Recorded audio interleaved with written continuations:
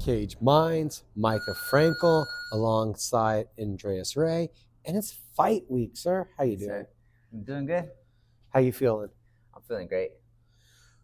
What is it like for you when it's fight week? I'm just calm now, taking it easy. It's a rematch for Legacy Boxing Promotions. The legacy continues. How did the rematch come about? They called us for it, and we're looking for something else, but we ended up just accepting it since nothing else was coming up.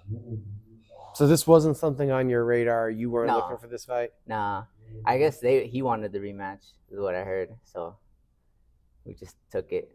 Were you surprised from how the first fight played out? No, I knew I would beat him. So I expected him to be a little tougher, but I knew I would beat him. were you surprised that he wanted the rematch? Yeah, especially so soon too. But it is what it is. So why were you not surprised? Because a lot of people were surprised and called what happened in the first fight an upset. Um, I don't think it was an upset. Cause I feel like I beat him all 4 rounds. I feel like I beat him easy. So do you feel like, is there any risk on your part now to take the rematch? I mean, I feel like there's always a risk, going into a fight, but I feel pretty confident. I've been working hard. I know who I'm training for this time, so.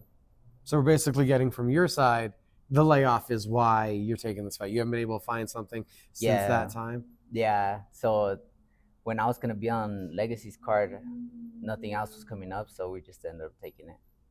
Well, since you've had that first encounter with Max, how have you improved? What you've been doing in here? I've been working on a lot of things. Just I've been in the gym the whole time, so you'll see on Saturday. So are you expecting to show us a totally different version of yourself, or are we just going to see a more refined version? At least give us a little bit of a pull behind the curtain, if you will. I feel like more like a refined version, you know what I mean? More cleaned up. And what does that mean, more refined, more cleaned up? Just with my skills, been working on just perfecting everything as much as I can. Did anything in that first fight surprise you?